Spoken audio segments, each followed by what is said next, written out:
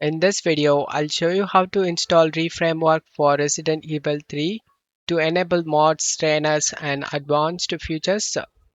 Check my video description for this mod link. Right click and select WinRAR and select Open with WinRAR. Right click on the game and select Open File Location. Drag and drop this input8.dll inside a game folder and you can launch the game. Once you are in game, expand this configuration. Select the menu key. Set a key you like to open this REFramework. I set it to 2.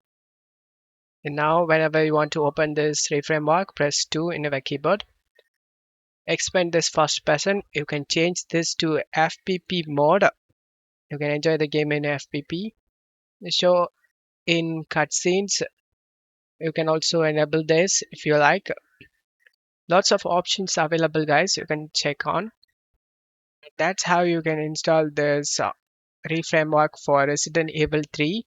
I hope this video helped you. If the video helped you, don't forget to leave a like and subscribe. Thank you.